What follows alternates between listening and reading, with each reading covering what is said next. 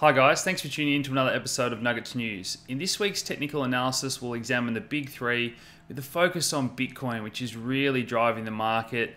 Majority of coins are behaving highly correlated for some time now to Bitcoin. So before we get into that, I've got my Litecoin shirt on. I just wanted to remind you guys that I am having that free meetup in Sydney tomorrow.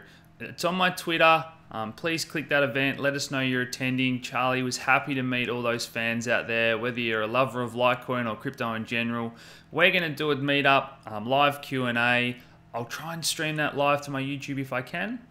If not, I'll get something uploaded at a later date. But fantastic to see Charlie wanting to get around the Australian community. You guys know that we love Litecoin.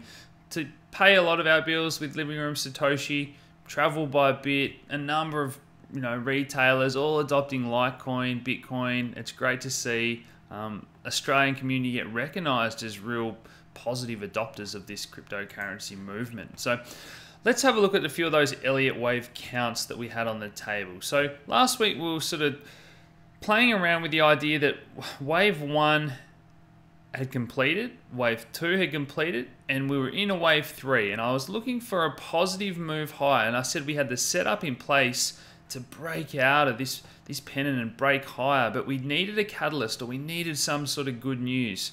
Now, I thought that was going to happen. I was quite bullish. We had that setup in place, but I said I wasn't getting too excited about it until we closed above here on the daily, and we just couldn't do that, and we broke bearish. Then obviously we had the Binance news, Black Swan event. No one could have foreseen that, and the weakness has continued now. So quite a bit of volume there.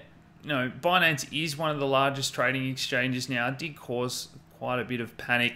That's since been resolved, that situation, and we're now waiting to see how the market reacts at open on Monday. Now, I think the SEC news was maybe a little bit, overblown as well, a bit of a knee-jerk reaction to that. I think regulation is a good thing in the long term. We don't want this market running out of control and governments, shutting it down completely. We want to work within those framework. And I know a lot of people are saying, oh, this is the end of crypto, the bubble's popped.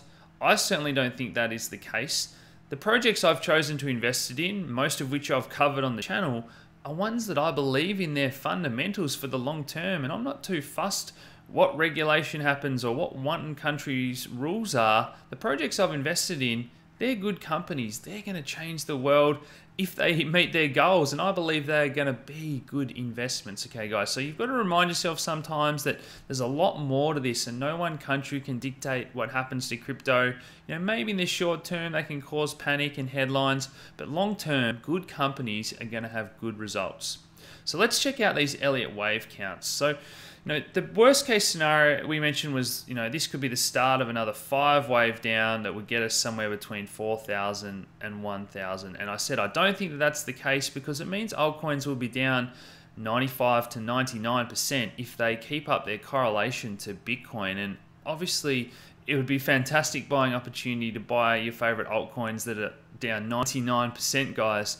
I just don't see that as a likely scenario. So the other scenario is that, we've had this sort of leg down, and that wave 3 wasn't actually here. We've had a bit of a bigger wave 3 than normal, and this is a wave 4 bounce, and now we're sort of starting this wave 5. Now this can be a double bottom. Again, more likely would be an extension down anywhere between 4,000 and 1,000 depending on your projections. Now guys, I don't think that's the likely scenario. So what do I think we could possibly be looking at here? And last week we spoke about the psychology of a wave 3 and how that powerful momentum gathers from the people that have to chase the market. So what I believe now is that we can still be in a wave 2. We haven't yet started that wave 3, and wave 2s tend to have this emotion of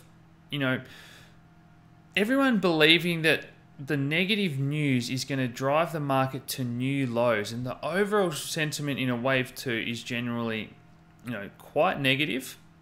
But positive signs start to appear for those that are looking. And I certainly think, we've had a number of news announcements that could be considered good enough to start driving the market higher. So, these are just rough projections for these other waves here, but this is what it would look like. So that's our wave 1, and then within our wave 2, we have these little what we call A, B, C, corrective waves, which we could be just completing any day now.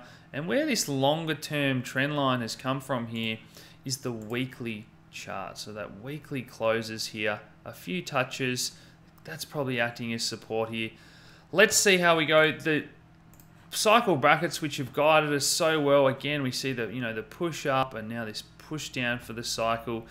This is due to end around the 13th of this month. So maybe 2 more days, sort of 48 hours. That gets us to around sort of, Monday night, Tuesday-ish, when the volume tends to pick up. Let's see if we start to march higher.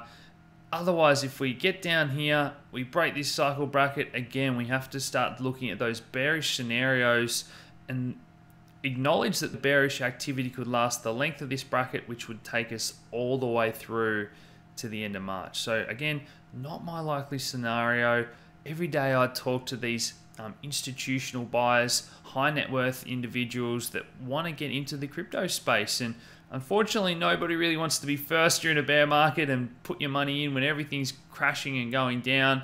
But again, as soon as it's clear that the markets are moving higher, I think we'll see that rush, that perfect psychological setup for everyone to chase, a bigger wave 3. So I hope you guys have enjoyed that. Let's have a look at Ethereum here.